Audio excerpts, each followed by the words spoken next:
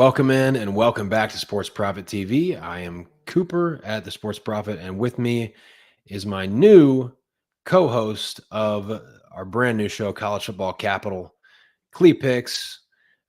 If you have followed the page for the last couple of years, you'll remember Cle and I have done some late night spaces. We've done some Discord rooms, I think they call it. It's like the Spaces version on Discord for the Dub Club server there. So appreciate those guys for letting us do that last year. We've kind of decided to branch out and do it ourselves this year. Really excited about it. It's going to be relaxed. It's going to be pretty easy going. We're going to look through the slate. We're going to give out some leans. We're going to give out some official show picks. We're going to look at some futures. But yeah, college football's here, and excited about it, Clee. Yeah, it's exciting. Happy to be on with you this season again. Third year of doing this with you now, Prophet. And look, it's an exciting year. We got a little taste of it last week with Georgia Tech and Florida State, and Montana State and New Mexico, and then those games. And it was a nice little appetizer, but we really get into things. Someone asked me what my theme of the year is. It's definitely change, and I'm not talking Barack Obama change. I'm talking 12-team playoff change, new conferences change, no more Nick Saban change. So there's a lot of change going on in the college football world this season, and it's an exciting time to talk about it. Tons of change, yeah, and we'll get to some of that. I'm interested in your take on the new playoff. I think I know roughly how you feel about it because I'm excited about it personally. But yeah, there's lots to get to, lots of change, like you said.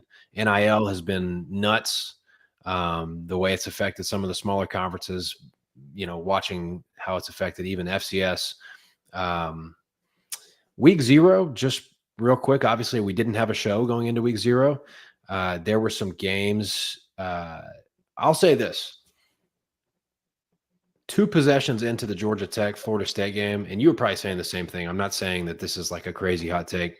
I was like, Georgia Tech is live. Like, no doubt about it. They were more physical than Florida State was up front.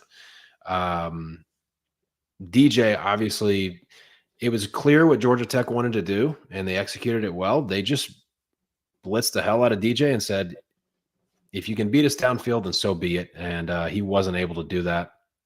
Obviously, DJ is still DJ. And I think that Florida State team loses 4 or 5 games this year. So, yeah, I wouldn't be shocked with that, especially if you look at the schedule. The ACC is a little bit better this year when you add on teams like SMU. I think it's going to be better than what they showed on Saturday as well. The best unit on the field on Saturday was Georgia Tech's offensive line, and they showed that throughout the game. I was very impressed with the way they played, and raise some eyebrows with this year with that conference and see what they can do here. Quick turnaround for them coming back from Ireland too, which is going to be interesting with going the handicapping realm and things. But yeah, no, props to Georgia Tech. And yeah, you're right. That game, Montana State and New Mexico, we were talking about in a chat. I took them live when they were down 17-0 there. But at the same time, as we talked about privately, that game, 3 scores weren't even created by New Mexico's offense, essentially. So I think the better team won in the end. I think with that said, we talked about this as well. I think Bronco Mendenhall definitely has that team heading in the right direction. It may take some time with the amount of transfers they have and just overall talent, but I think they've improved at the quarterback position as well. That defense, though, is going to get shredded to pieces this year, and we both agreed that they may be an over spot throughout the season. Yeah, I'm right there with you.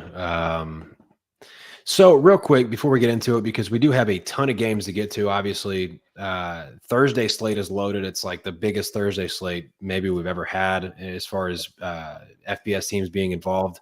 What we want to do with this show, Clee and I were talking about it just before we came on, and the reason we're doing the show, it's a similar cause and reasoning behind the MLS show that we already do.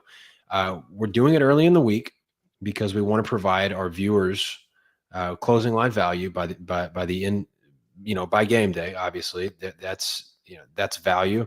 Obviously, there seems to be a lack of really good content early in the week from sharp college football bettors, and that's the reason I went out and got Clee to come do this, because we obviously we've had some shows in the past, and they've always gone well, and I wanted to make sure to bring somebody on that I trusted in that regard, and so that's what we want to do to provide that for you guys. We're going to go ahead and get into it.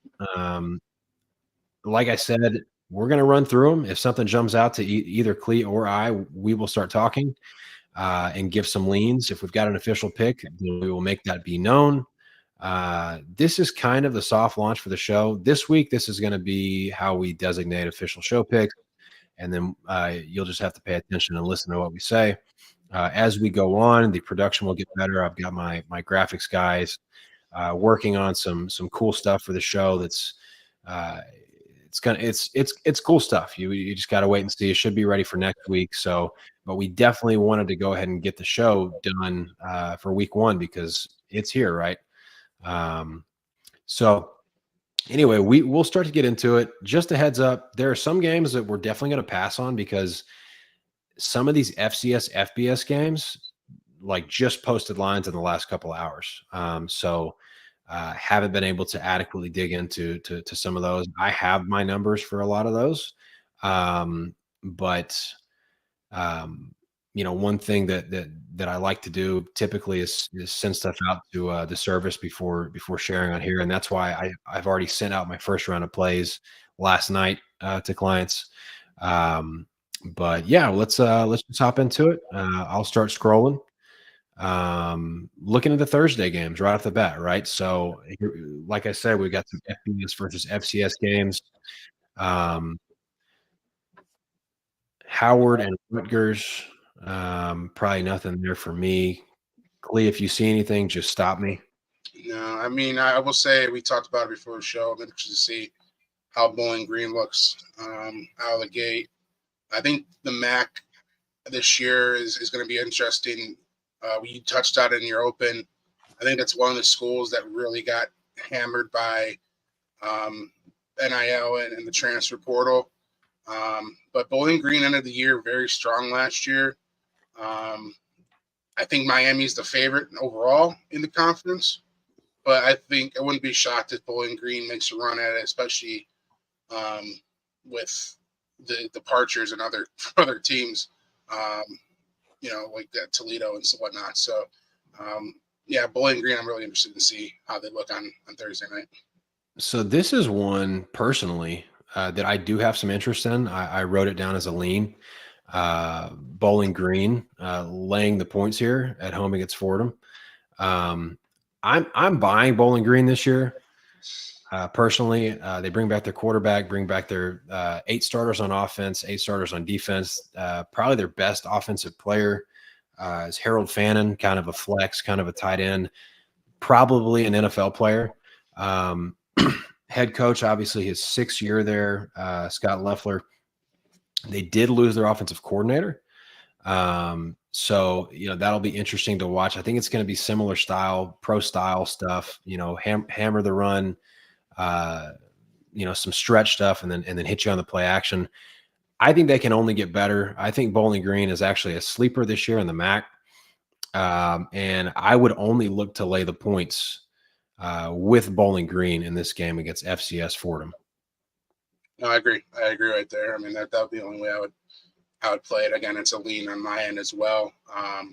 You touched all bases on that. I don't have to double down on it, but yeah, no, Bowling Green's going to be right there, as I said, for a MAC championship this year. Overall. Cool. Absolutely. All right, we'll keep it moving. Another one, another FBS versus FCS game, New Hampshire, UCF. New Hampshire was an FCS playoff team last year. A lot of love in the market for Central Florida this year. Obviously, people are buying that team. I think they're actually the 3rd favorite behind Kansas State and Utah in the Big 12 to win that conference. I'm probably not getting involved in this one. It's such a big number. It's going to be at the bounce house. It's going to be UCF's first game of the year, right? Man, New Hampshire lost some pieces. I know they were an FCS playoff team last year. The number's probably right. Like it's close enough to being right for me to just not really be involved in that one. I don't have a good enough feel for what New Hampshire is going to look like in that one. It's not officially on my card yet, but traditionally UCF has started off the year offensively, explosively, I guess is a good way to say it.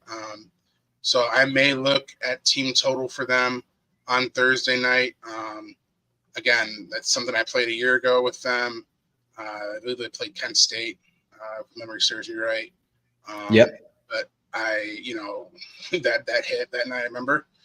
I will probably be looking at it again. Traditionally, as I said, UCF, especially in that humidity, in that heat down there in Orlando, I would anticipate New Hampshire just kind of wearing out, especially in the second half, and a lot of points being put on the board by the night. So again, nothing that's out there yet, but it's something I will be looking at on Thursday to put on the card.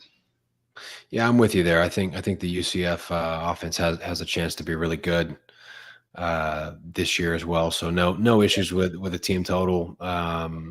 It's going to be a big number for sure. Want to wait and see what that comes out at. But all right, we got to keep it moving. Again, if something jumps out, we can mention it just because there are so many games to get to. The one on the bottom there, Western Carolina, North Carolina State. I'm thinking about laying the points with NC State minus the 32. We talked about this last year. I'm a huge Grayson McCall fan, and I love the fact that he's going to up his game here and go to a tougher conference. Yep. So, again, this is just a lean. It's nothing official yet. When I say official, you'll know. But minus 32 with North Carolina State. I love what they're doing there. And again, a big Mick Grayson McCall fan. And I think with the amount of production that he put out at Coastal Carolina, I think he can do even more here at NC State. And the pressure is not as hard on him here as it was at Coastal. So, minus 32 would be very much a play of mine, more than likely on Thursday night. Yeah, I can kind of pick up what you're putting down with that one. Another one that I would only probably look to lay the points with the FBS favorite. Western Carolina kind of been so-so in FCS the last couple of years.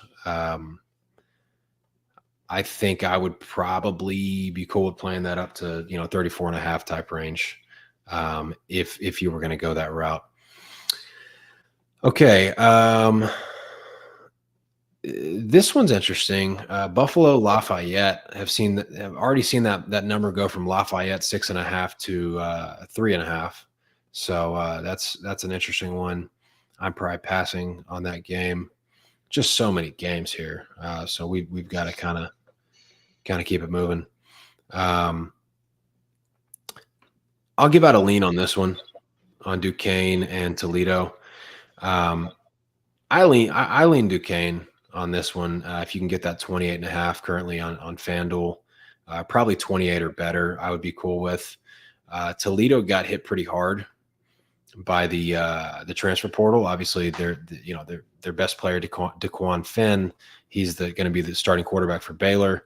Their best defensive player got drafted, I think, in the first round, corner. Yeah, the corner. Yeah. They don't have a ton coming back. And I think talent kind of carried this team's defense last year. And Duquesne's not bad. They finished the year very strong last year in the FCS, have a lot coming back as far as offensive talent. And this just smells like a game to me that is going to be maybe fairly competitive.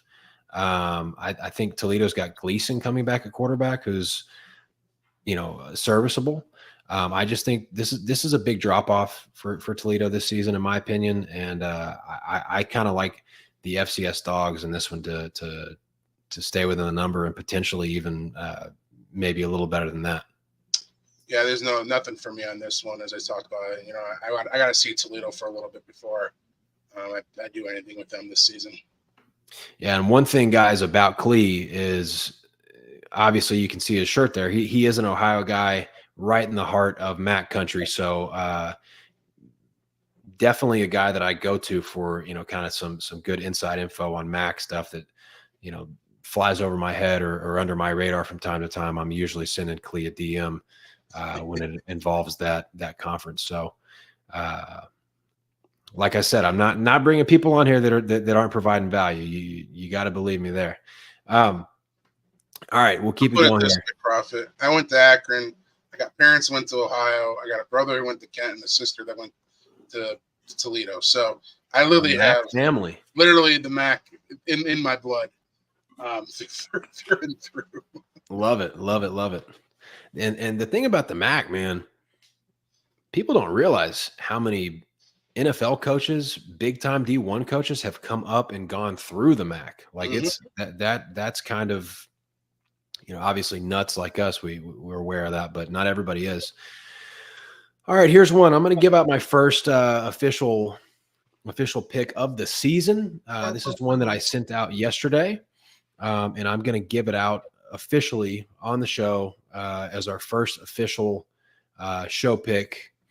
Let me see if I can get this to come up here. There we go. Official show pick. Look at that. UNC at Minnesota. Let me get my odds here. So money line. I'm going Minnesota money line. I'll happily take that at plus 112 currently on Bet Rivers. North Carolina, obviously they lose Drake May, first round quarterback goes to the New England Patriots. They lose their top two receivers, lose I think 3 offensive linemen. They do have a starting running back who's really good, and people will look at this game and say, North Carolina ran the ball very well on Minnesota last year. Why won't they do that again? Well, offensive line is pivotal, right? Point of attack. Minnesota, meanwhile, returns the most returning starters, most returning experience of any PJ Fleck team in Minnesota, right? And if you followed PJ Fleck for a while, this is a guy that does well with returners. Like those are the teams that have done well for him. That's the team that went 13-0 at Western Michigan. Their whole team is returners. Those are the whole row the boat thing. That's really a team oriented program that he runs. And so they've got 8 back on offense, 8 back on defense. The one thing I will mention, because the big part of this matchup that I like for Minnesota is the run game, because I think they can run the ball on this North Carolina defense. And I think that's going to be the game. North Carolina went and got Max Johnson, who was started like 5 or 6 games last year for Texas A&M. Not a huge fan of him. I mean, I think he's adequate. He is okay. He's obviously nowhere near the guy that they had. They just probably lost the best quarterback in school history, right? So to me, Minnesota at home, they've obviously always been very good at home. I think they run the ball well. I think that they are going to do a better job of stopping the run. They brought in a big defensive tackle transfer as well, which is always good against the run. And PJ Fleck says that it's the best defensive line that he's had since he's been there. So, North Carolina is the one that's going to have to gel and figure things out. This is the same Minnesota team that's been there. They're all back. Yes, they weren't world beaters last year, but I think they get the job done here. And that's going to be my first official show pick, is going to be let's see. I'm going to write that down. First official show pick, Minnesota on the money line. No, I like that. I like that a lot. That was the way I was looking at it anyways on Thursday night. I just, that's a lot to replace. Drake May is a hell of a quarterback. And as you said, Max Johnson's just very mid, as the cool kids say these days, as a quarterback. I like PJ Fleck. I'm not a huge PJ Fleck fan, but he always seems to have his teams prepared. I feel like they play Thursday night every year. If like memory serves me right. I feel Right. like last year they played Nebraska on Thursday night and they won. I feel C.J. Stroud's first start was on a Thursday night at Minnesota. So yeah, it's nothing unfamiliar to them. And I think that place will be bumping on Thursday for sure. No doubt about it. No doubt. All right. See anything you like on this this next page? Yeah, I look. I've been looking at Colorado. My issue with all of it is, I want to take North Dakota State, but my concern is the lack of athletes, especially perimeterly, against Shador, against Travis Hunter. Down Hayden's now there, Colorado, the former Ohio State running back. So obviously, with Colorado, its offensive line and defense were the biggest issues with them a year ago. I'm not sure if they completely solved it. Obviously, they did well, and not well, but they really hit the transfer portal like he always does. And but I have concern that North Dakota State, this isn't the same Trey Lance, Carson Wentz, North Dakota State teams of the past. I'll be very clear on that. And while I still think that they may try to, best defense, maybe their offense, and try to kill the clock as much as possible in the run game, I don't know how they really slow down Shador and what Colorado wants to do offensively on Thursday night. So I'm going to see where this number goes to, because it's been flipping around between 9.5, 10.5, somewhere around there. If it stays at 9.5, I'm probably going to go with Colorado. If it bumps up to 10.5, 11, somewhere around there, I may go with the Bison. But yeah, I just have a slight concern with the lack of athletes that North Dakota State is going to bring to the table here. Yeah, I'm right there with you, to be honest. I think North Dakota State will be a popular pick this week because, unlike some FCS schools, North Dakota State brand is fairly well known. But newsflash to anybody that hasn't followed FCS the last couple of years, it's not the same team. They're still a good team. Don't get me wrong. I mean, any FCS team that is, a 10-point dog to a good FBS team is obviously a good team, but they're not the juggernaut, dominant team that, beat Kansas State and beat, some of the other highly ranked FBS opponents, in the last decade. They're not that anymore. So, man, I'm not a big Colorado guy, but I would maybe even be leaning the other way. I would maybe even be leaning Colorado, just because North Dakota State's not going to be able to play catch up. That they're going to get way out of sorts, and Colorado jumps out by 10 points, 13 points. I don't see North Dakota State being able to play catch up. So I know I echoed a lot of what you just said, but that's kind of my feel on it. All right, we'll keep it rolling here. Anything here? Yeah, Utah minus a 37.5, especially at Bryce Eccles. They play so well there. Their defense is so good there. Cam Rising back. Cam Rising in his 15th year, I feel like. And he still has 1 year left, they said, but he's not going to take the eligibility. Thanks a lot for that.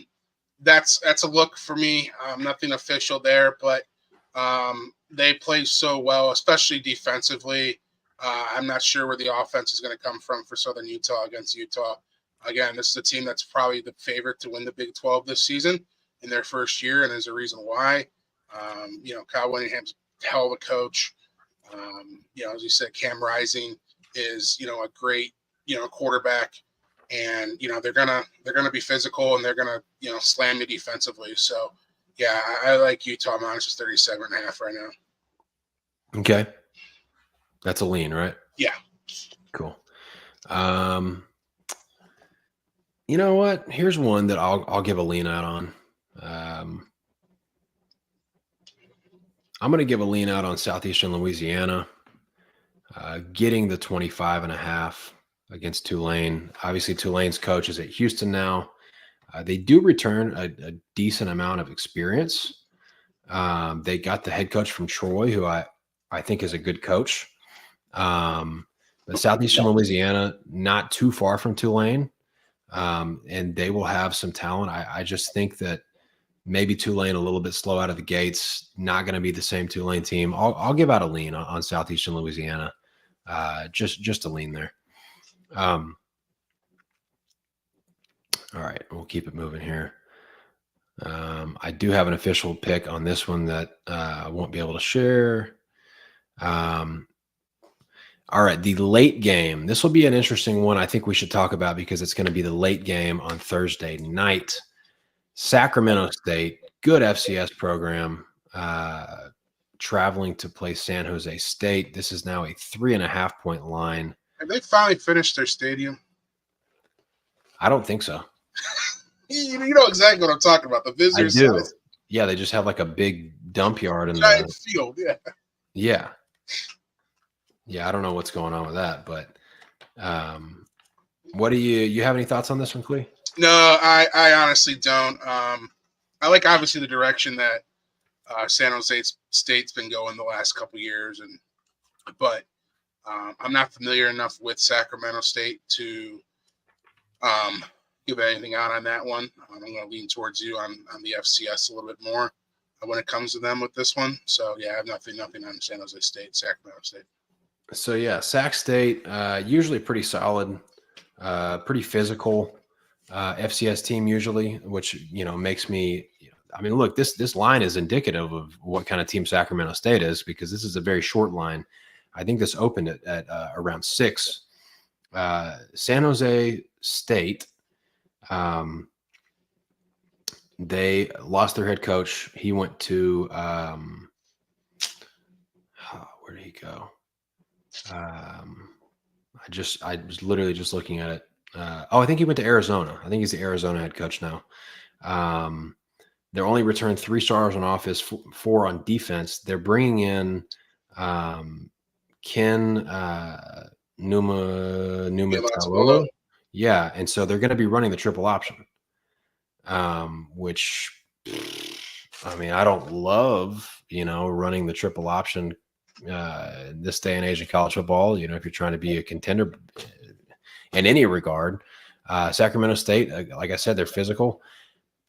Honestly, I'll give out a lean on Sacramento State here. I think Sacramento State is equipped to be in this game. I think that, they are a physical but fast defense typically from what I've seen in years past and last year. Could be prepared for this triple option and a team that has just started running the triple option. And then Sacramento State is always decent on both sides of the ball. San Jose State in disarray. I don't love the hire. I don't love that type of offense, to be honest with you. I think it's kind of a weird fit for San Jose, and I'm going to lean Sacramento State on this one. I think that they can hang tight and probably even have a shot to win this one. So 3.5 or better, which still being offered there on FanDuel at a lovely -105. That's the angle I'm going to take on this one, Clee. I don't hate that at all. One lean for me on Friday. Okay. First lean, I'll say this. Army -33.5. This is kind of like I shouldn't say tradition of mine, but something I always usually do early part of the year is lean on service academy teams, just because it's so hard to prepare for the triple option. I know Army does a little bit differently now out of the shotgun and whatnot, but it's still the same concepts. So yeah, I think Army does it so well. We know that. Lehigh, traditionally solid FCS school, if I'm not mistaken. But I really like what Army's been doing year in, year out. This is just, again, it's more of a field play for me. I kind of lean on preparation for triple option is just incredibly, you can't mock it until you actually play against it, I guess is a good way to say it. So, yeah, I like Army -33.5 as a lean. Cool. So Andy in the chat, thanks for popping in, buddy. He says San Jose State is not running the triple option. They're running a spread offense. which is I had actually read a couple of different things about it as far as they were, and that evidently the most recent thing I'm reading is that they're running a spread and a shred offense. Honestly, I don't love the personnel for that either. I'm going to stick with the lean there, but thank you for the information, because I had read that they were going to run the triple option. So maybe that changed in the spring. One of those things. But there's a lot of teams to keep tabs on. I'll put it that way. Okay, and so yeah, lean with laying the points with Army. Lehigh typically, weaker. I think they're in the Patriot League. All right, we'll keep it moving here. One more for me on Friday. Sorry to cut you off there, buddy. No, you're good. Look, if this Michigan State line gets back down to 13.5, I'm probably going to pull that as an official play. Right now, I can't do it at 14 just because I'm the football number. But I really, really like the hire of Jonathan Smith there. I think he did great work at Oregon State. He did a great job in turning that program around. And now you bring Aiden Childs with him. I just hate the number of 14. That's my only holdup where I would make an official play on here. So if you're into buying points, I would say buy it down to 13.5. But for the sake of the show and the sake of it being up there right now, minus 14. But yeah, they're doing a stripe out too at Michigan State and East Lansing. But yeah, I'm a big fan of Aiden Childs. I think the kid's going to be a very good quarterback in the Big Ten. And as I said, Jonathan Smith was a hell of a coach at Oregon State, and that was a great hire by Michigan State and getting him over there. So again, if the number goes to 13.5, 100% will be on my card on Friday night. Yeah, I think I'm leaning that way as well. This is almost more of a fade on FAU though. I had really high hopes for Tom Herman when he had got there, and it just hasn't looked good at all. Neither of the quarterbacks that he brought in last year looked great. The kid from Central Michigan actually ended up starting more than any of the other guys he brought in, and I think he was like third string going into the season. But he brought in Cam Fancher, who was a QB at Marshall.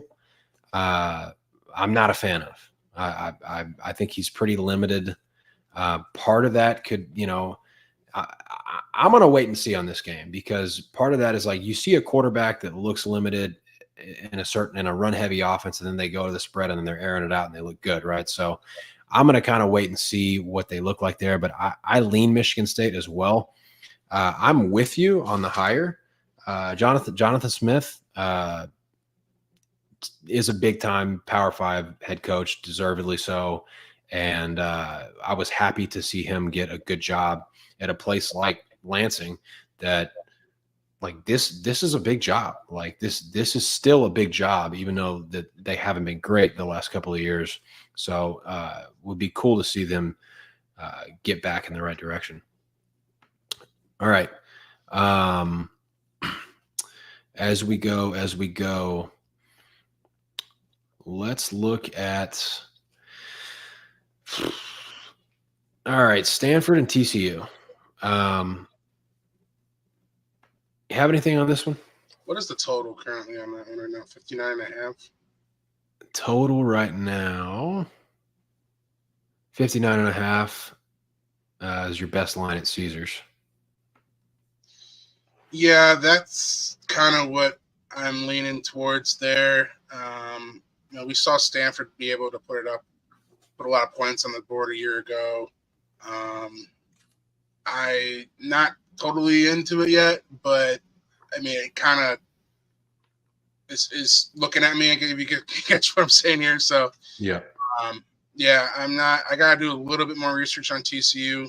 I will be fully transparent there, so I'm not gonna give anything out lean wise or anything like that. But my initial thinking is the over. Yeah, I lean Stanford here. I lean Stanford to keep this closer than 9.5. Stanford brings a lot back, and maybe the best player on the field and that I can't pronounce his last name. The Samoan kid receiver that's Wide receiver that scored about 400 touchdowns versus yeah, Colorado last year. he's a monster. So definitely leaning Stanford here for me, but just a lean. All right, keeping it moving here. All right, let's we got back-to-back official plays coming up for me. Oh boy. Yeah, we're talking some big ones, right? So Yes. we'll start with your first one. You teased this one before the show. I want to hear your reasoning because this is obviously a huge game, Clemson and Georgia, right? Yeah, look, I really, really, really, really like Georgia this year. If it wasn't for Ohio State, I'd say they're the clear-cut number one. Carson Beck's back, 8 offensive starters, including they also now bring in Trevor Etienne from Florida. The other factor for me with this is it's a virtual home game in Atlanta for me.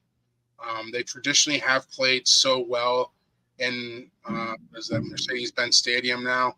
If you think back 2 years ago when they played Oregon, they beat them 49-3.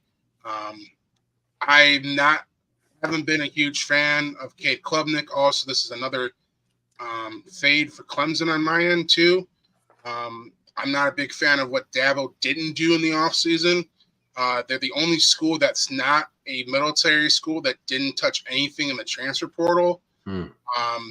So, look, Georgia's loaded. They're loaded defensively. They're loaded offensively. Their offensive line is really good, and I think that will slow down, I think, a very good Clemson defense. I think, their offensive line play is very good, but I think I have more concern about Klubnik at quarterback versus an explosive defense with Georgia. And an official play for me is Georgia minus 13. I just think this is going to be one of those games that's Georgia going away, winning the game, 38-10, something of that nature. Wouldn't be shocked if that's around the final score. Yeah, so for me, this line is one of those that, why is the line so big? It's Clemson and Georgia. You mentioned it, man. Clemson just didn't do enough in the transfer portal. They did hardly anything. The offense struggled against good teams, and they lost five guys to the NFL draft on defense, including all 4 starters on the defensive line. So Georgia's quarterback, my voice is going out. Beck, he's might be the best in the country, right? So you got that guy at the helm. I think the line is big for a reason. I've seen a lot of Clemson love, and it's a big line, right? So you're going to have some people jump on that side of things. I think Georgia is potentially the hungriest team in the country week 1 because of they end up losing to Alabama and getting knocked out of the college football playoff. And they were probably the best team in the country, even though they didn't make the playoff. They were probably the best team in the country from the outside looking in. So I like what you got here with this one. Yeah, if it's 13.5, I'd take that too. I mean, we were showing 13. Was at bet 365 right now, but most books have it at 13.5, and that's perfectly okay. As I said, I think they win the game going away. All right, you got another one on this Penn State, West Virginia, right? Yeah, but we're going to look at that over. I really think we get some points on Saturday at the big noon kickoff there on Fox. I have over 51 on my end. West Virginia brings back Garrett Green, 2,400 yards passing last year, 16 touchdowns, 700 yards rushing, over 700 yards rushing, and 13 touchdowns on the ground. The last 8 games of the season last year, they averaged 34.62 points per game. Penn State, on the other hand, they bring back 8 returning starters offensively. Katon Allen, Nick Singleton, however you want to pronounce it, combined rushed over 1,600 yards, 14 touchdowns. Look, it begins and ends with them with Drew Aller. We know that. He's a 5-star. I saw the kid in high school. Sky's the potential for him. He just has to get the right OC. I think they may have done it Bringing in Andy Coteleni from Kansas, he did wonders there at KU. We saw how explosive their offense, was a year ago, the last couple of years. So I think we get points in a high-scoring game at noon on Saturday. So over 51 is a second official play for me. I like this one, Clee. I feel like this Penn State offense is going to look a lot different. I think they're talented, and I love the offensive coordinator hire. He's been awesome. Basically everywhere that Lance Leipold has been, right? He's been there with him, and he's been fantastic. So big jump for him. Disappointing for Kansas fans, but Penn State fans, Nittany Lion fans should be excited for what he brings. The man got Jared Bean, or whatever his first name is, Bean, the quarterback, drafted and playing in the second half Colts games in the preseason. Insanity. Yeah. You got Bean in the NFL, so you're doing something right. Yeah. Cool. So again, this is another case. I had 51 on DraftKings. I see 51s and a half floating around there too. I would take it up to about 53 and a half, truthfully. I think, again, we get a lot of points on a high-scoring game on Saturday. Cool. Big new kickoff on Fox. Fantastic. All right, we keep it moving. That's already 2 official picks from Clee, 1 for myself. Let's see if I can find another one here. Yeah, you know what? This is going to be, I'm assuming, will be a popular pick. I mean, maybe I'm in too deep. Maybe I'm, too. What do the kids say nowadays? Like maybe I'm too much of a sicko, right? And like I neck deep into college football information. I feel like South Dakota State plus 10 would be a popular pick, but then I saw something earlier today and said like 87% of the tickets are on Oklahoma State so far. I'm going to make this one an official show pick. I'm going to go with the Jackrabbits here. Obviously, they bring back their best player, their quarterback, who is, to me, I mean, he's awesome.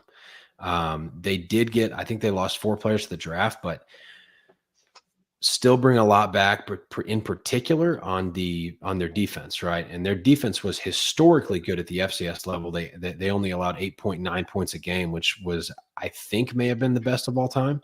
And they bring almost the entire defense back. And then the offensive line, they had 2 guys drafted, had a receiver drafted, had their obviously All-American running back drafted. They've done a good job in going out and getting some replacements on the offensive line. At receiver, they have a very capable running back that should be back and ready to go. You're giving me 10 points, right, on one of the best FCS teams we've ever seen. South Dakota State is up there with the best North Dakota State teams. Like they are up there with the best FCS teams of all time, and the core of the team is back.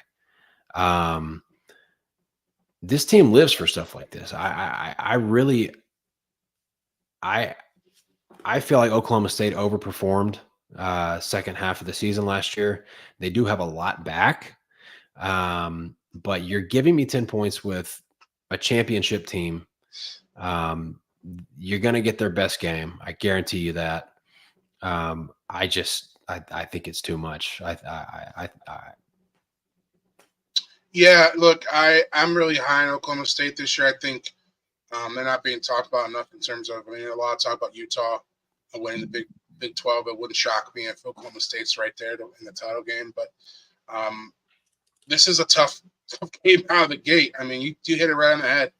South Dakota State's up there with, I mean, they're 1 and 2, in the FCS poll, and there's a reason why. And for Oklahoma State, there's been a lot of adversity this offseason with the Ollie Gordon stuff, and I know they returned a lot. And I mean, this is just a tough one out of the gate. Wouldn't shock me if this is a 1-score game. So yeah, if you're going to get 10, 9.5, I would be right there with you.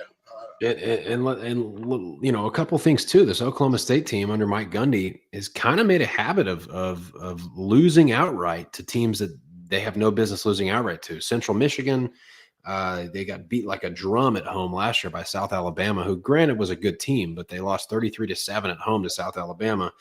They only beat Central Arkansas, who was a middling FCS team last year. They only beat them 27-13 to start the year last year. So. South Dakota State will play no games. These guys will show up and be ready to roll. I will guarantee you that. And they will travel too. Yeah, no doubt about it. I mean, that's nothing to drive down whatever it is. Also, the Jackrabbits is a great. Absolutely. Doesn't get enough run. Yeah, Jackrabbits is awesome. All right, we will keep it rolling down here. Here's one I'll give out as a lean. I'll give out Towson as a lean. These guys were not a great FCS team by any means last year, but they've got a lot coming back. They have probably 8 starters on offense, close to the same on defense, lots of key guys, lots of leading tacklers, all that good stuff. And I don't like Cincinnati. I'm really not high on the Cincinnati team at all. I've never been high on Satterfield. Cincinnati, they didn't really do anything to get better. Like, they obviously had that great, team that made the college football playoff, lose their coach to Wisconsin, and then just kind of end up being they were like a group of 5 team playing in the Big 12 last year. And that's the reason that I think they only won 3 games. So I don't think they got a whole lot better. I think that this number is really big. So give me that plus 31.5 as, for a lean, at least. Potentially ends up being more than a lean for me, but I'll give that out as a lean for now. Yeah, no say on my end on that one. You seeing anything you like? Lean wise, what do you think of? Okay, here. What do you think of Ohio Syracuse? I've had some guys that I trust. How'd you know? I lean Syracuse in this one. Look, Ohio's beat up right now too. They got hit by the portal. Their tight end went to Ohio State. Some other guys went elsewhere as well. Leading wide receiver is no longer there. So, yeah, there's a reason why this thing opened up at 14.5 and now to 17.5. Syracuse, I like the coaching hire for them. And I think, Kyle's going to do okay there. I mean, look, he was decent last year at Ohio State. He won games, and that's, turn over the ball maybe a little bit too much for my liking, but I don't think the pressure is going to be as high at Syracuse as it is at Ohio State, just, being real on some factors here. Yeah. I think that'll help him out, I just have some concerns with Ohio with what they don't have this year. I think Syracuse can win this game going away. So I lean towards the Qs minus 17.5 and what used to be called the Carrier Dome, and it's now something I can't even pronounce. So yeah. Hey, let's put our 2 leans together on this one and make this one an official show pick. How do you feel about that? Sure. All right, let's add Syracuse to an official here, because I do think that's a good spot. Ohio got gutted by the portal, and playing in the Orange Dome is no joke. I mean, that's no joke. And Syracuse brings a lot back. They got 10 guys on offense and 8 back on defense. And they weren't a bad team last year, right? They won 6 games.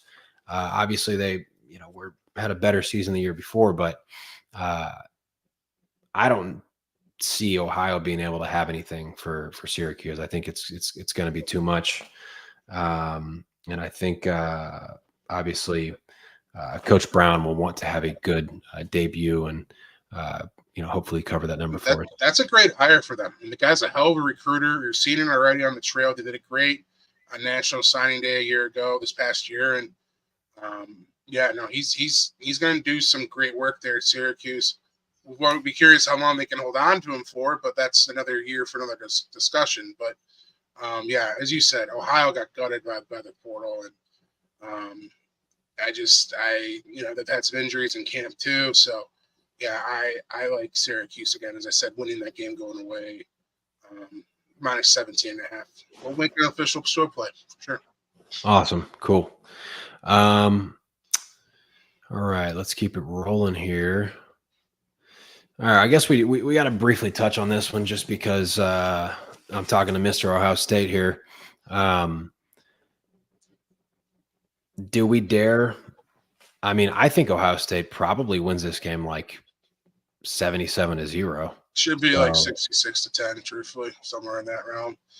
What I'm going to do on this one, and I can't, it's not posted yet, and I'm wondering if Odds Checker does have it, is first half team total for Ohio State.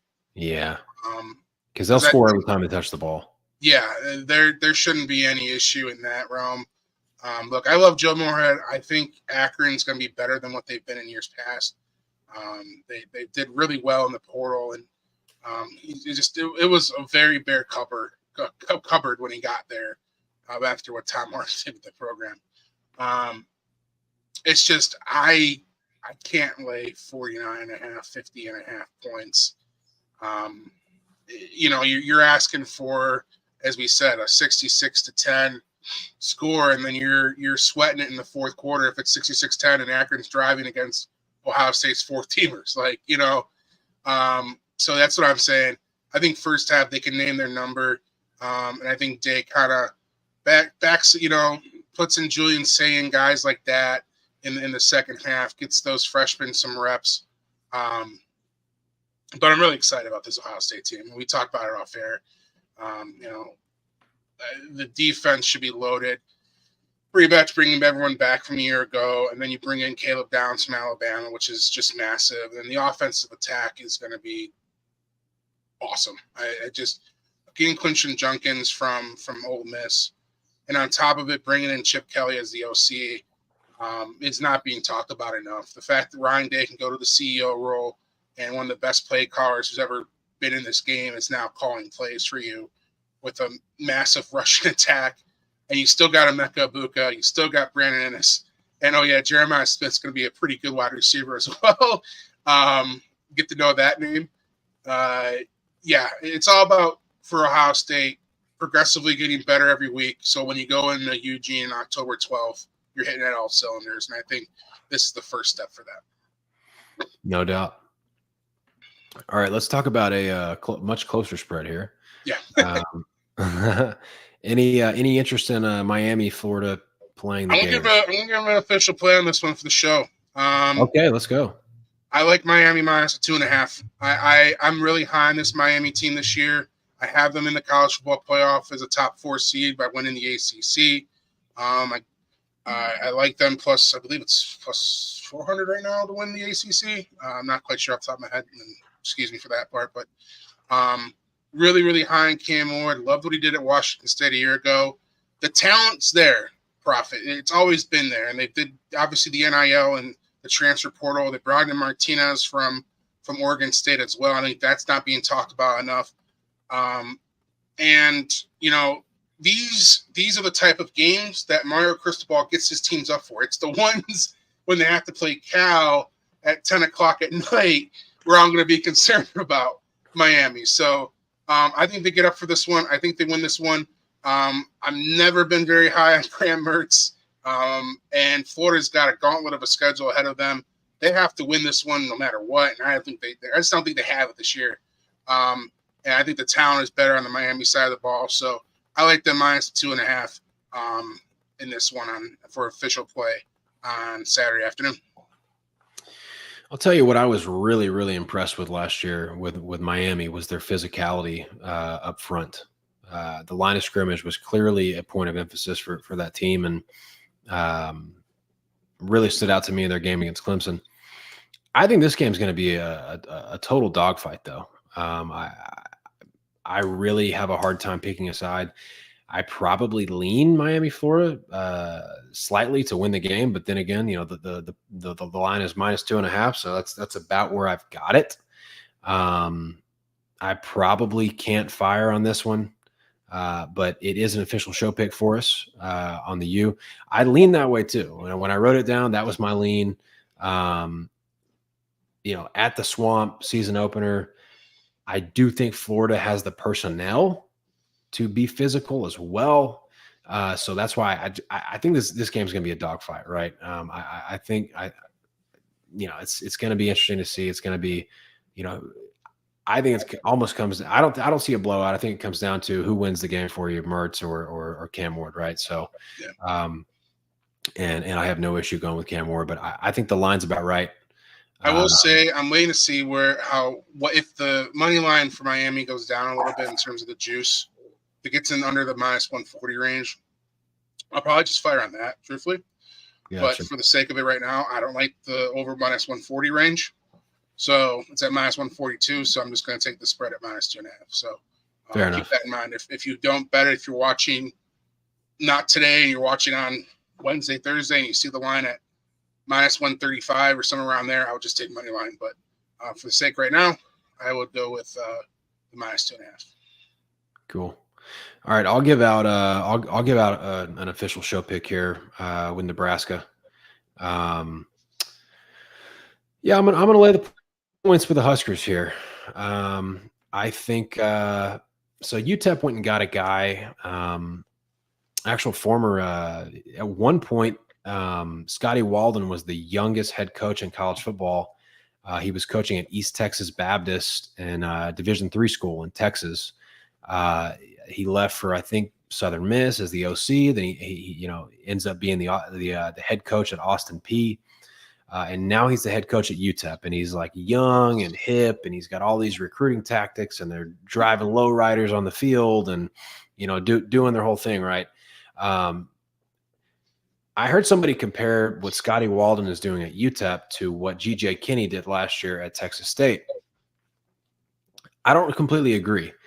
Because when you look at the transfers that Scotty Walden has brought into UTEP, it's like his 3 best receivers from Austin Peay, his 2 best linemen from Austin Peay.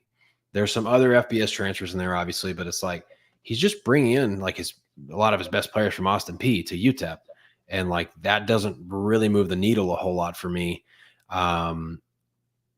And quite frankly, I don't think game one, even if this team does improve, it's going to be hard game one. Look, they're going to run a spread. There's going to be a lot of, probably some decent schemes and some misdirection and some good spread offense stuff. But this Nebraska run defense might be the top 5 run defensive unit in the entire country. And they shored up their secondary some too. They went and got Raiola, who I watched Raiola, the quarterback that they got, the 5-star quarterback, the number 1, number 2, depending on where you look, quarterback in the country coming out of high school.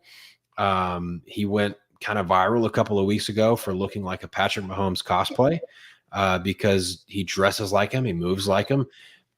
The funny thing about that is they train together and Patty Mahomes is totally cool with it. But the point is this. Nebraska's got a quarterback. They went and got some help at receiver. Got Wake Forest's number 1. They got Texas, a guy that was hurt at Texas. So they boosted their receiving core. They've got some speed. I think this is a drubbing. Like I think this is like a total ass kicking because I don't see UTEP. I just don't see how they're going to be able to score. I don't like. They've still got McConnell. They still got the same quarterback. Like they didn't go get TJ Finley or how Texas State went and got some great players quarterback. It's the same guy. I don't know how they score, and I think Nebraska offense is going to be better than people realize they are. I watched Raiola in the spring game, and the kids it was slinging it around like good player. So 27 and a half. That's definitely an official show pick for me. Kirk asking, what was the official? Was the Ohio State official? Yeah. I just if you can find a first half team total, I just don't have it up yet. I mean, if he said he's got one here at 30.5 minus 157 super juiced. Yeah. I mean, I would play it if you can find a little less juiced line at 31.5. I think they score 5 touchdowns in the first half on Saturday. Probably. He says they got that at Heritage, but that was more of a lean, right? We were just kind of touching. I mean, if it was available for me, I would have made an official play. Okay. Yeah. Okay. But for his sake, if he wants to shoot on that, yeah, go ahead. Again, I think they score 5 touchdowns in the first half. At least they should. Cool. All right, we'll keep it moving. Last. Awesome. Thanks for listening to. So, yeah, I back your statement there about Nebraska. I mean, that's a defense that brought back pretty much everyone. Only got scored upon 24 points twice last year.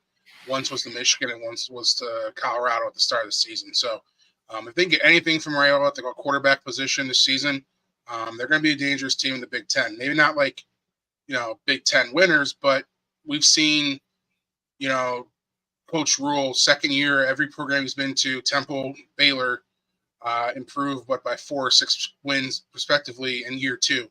And I think, with Nebraska, with the way their schedule sets up, wouldn't shock me if they're 6-1 or 7-0 going into Columbus in week 8 or week 9, whatever that is. But yeah, I'm really, really high on Nebraska this year. It's one of the win totals that I took over the season. Awesome. Yeah, I almost expect them to be undefeated going into the Ohio State game, but we're right in an hour, so we're going to keep it moving. We'll probably maybe find a couple more leans and then call it a night.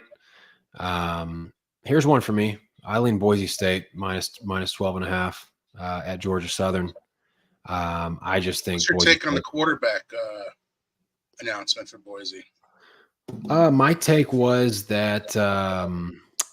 Sorry to pop a question on it, but it's fresh news. That's all.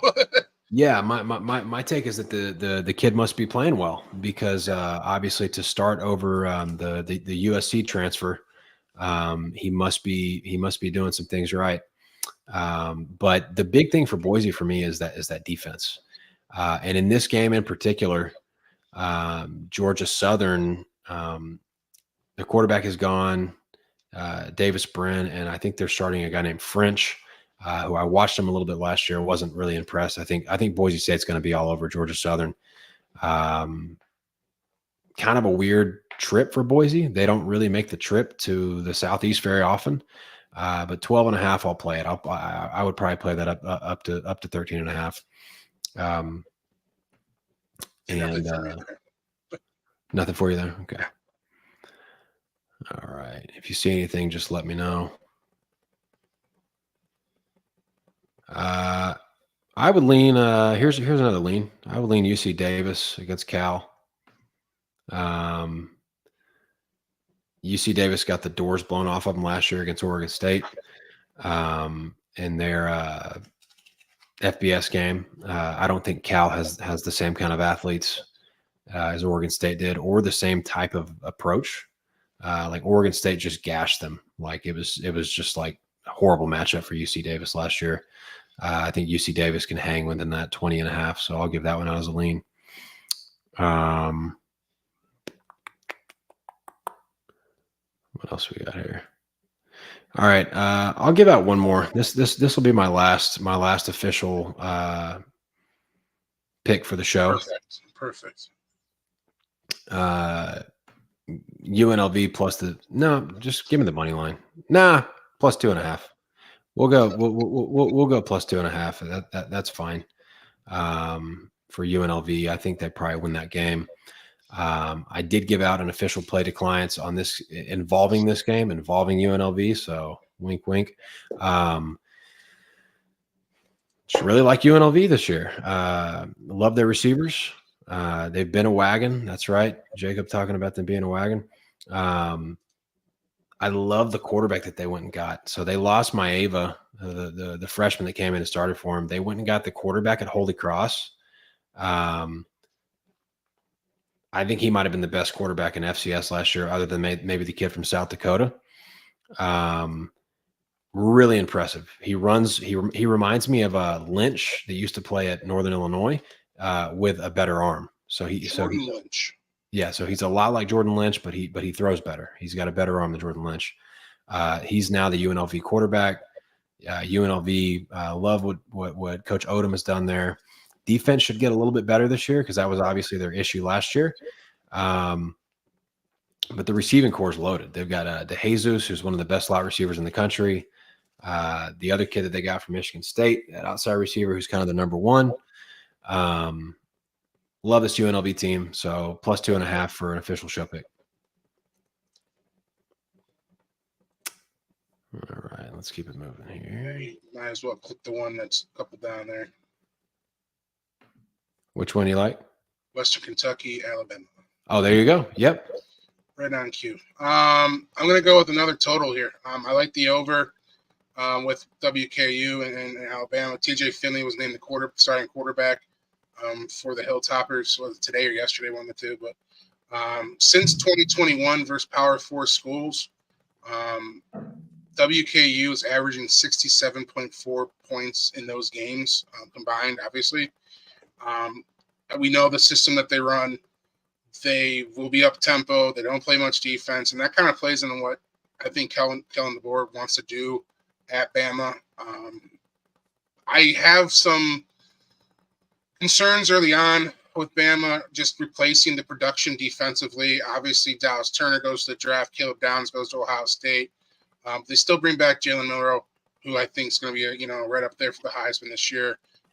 With the system that DeBoer runs, I have no issue with that thinking at all. And with that thinking, I think there's going to be a lot of points in this game.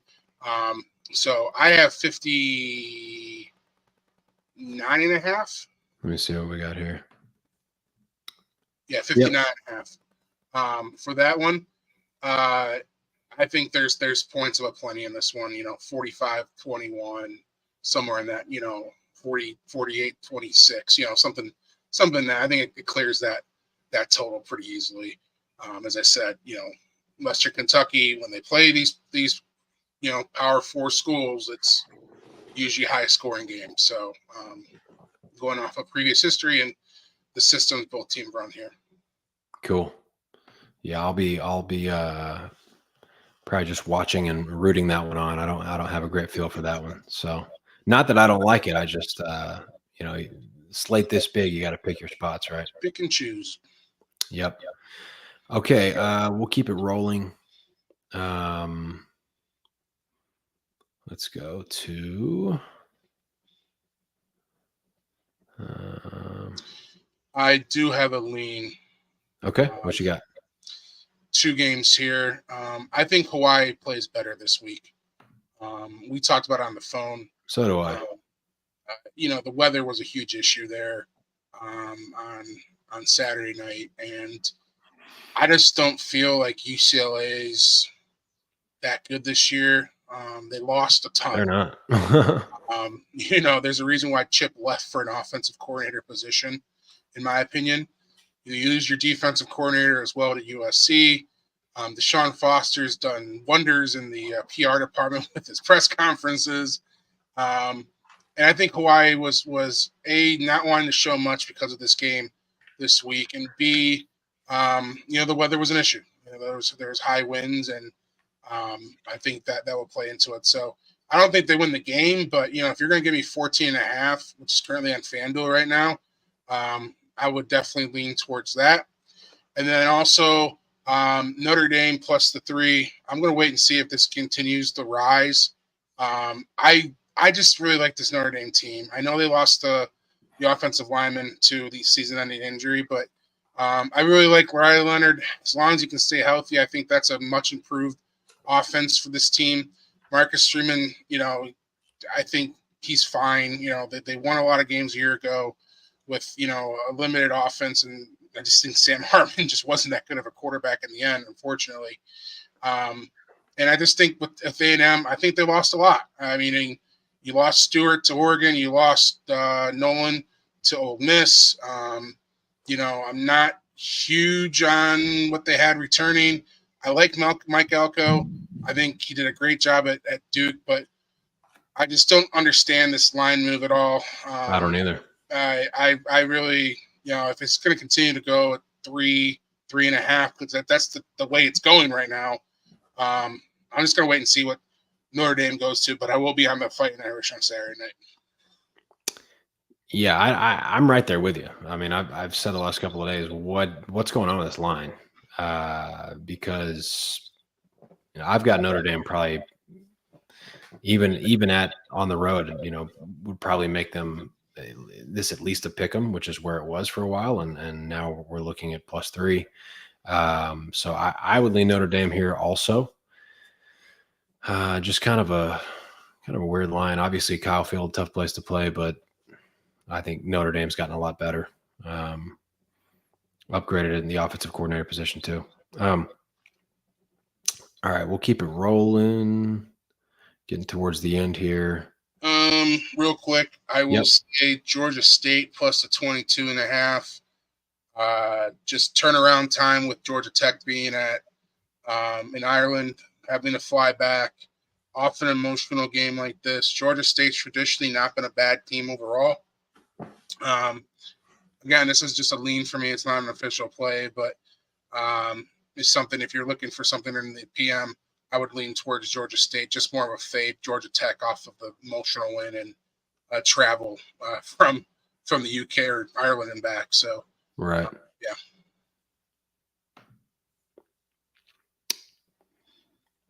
All right. Keep it moving here. All right, the last one I'm going to give out here. I like the over in New Mexico and Arizona, which we kind of talked about. Let me see what the number's at now. I might have gotten too high. Oh, still 57.5. Okay, yeah, that's going to be a lean for me for sure, an official lean. Over 57.5. I think Arizona will probably score at will, and I think New Mexico will score enough to contribute here. So I'm definitely liking that one.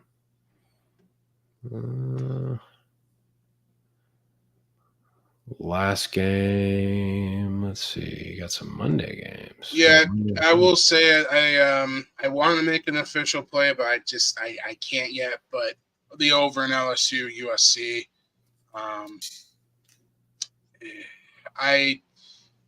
LSU was statistically one of the worst defenses in the nation a year ago, and obviously they did change their coordinator, but they really didn't change the personnel at all in terms of that. But excuse me, USC, I think Mason Moss, I think is going to be perfectly fine. We know how Lincoln Riley runs his quarterbacks. They've traditionally always been really, really good. So Zachariah Branch is a beast. We know that wide receiver position. So they're going to be explosive offensively. I don't anticipate much drop-off offensively for LSU either. So, yeah, I don't know what the number is at right now. I believe it's in the mid-60s if memory serves me right. I don't have it in front of me, but LSU USC over will be a lean for me on Sunday night. Cool. All right, we did it. Again, just want to mention everybody, make sure you subscribe to the channel. We're going to be doing these every Monday night, try to get ahead of some line movement for you guys.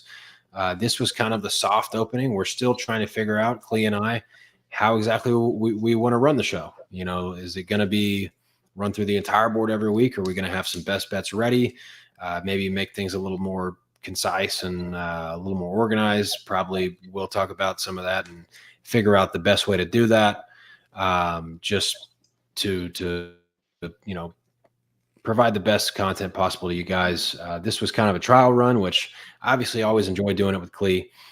So that's good stuff. But we'll figure it out. And we did give out probably a good 6 or 7 official picks for the show if you followed along. So plan on being back here next Monday. Viewers and subscribers, because we're going to be this is going to be season long, and the show will just get better from here. Make sure you're following Clee at ClePicks on Twitter, and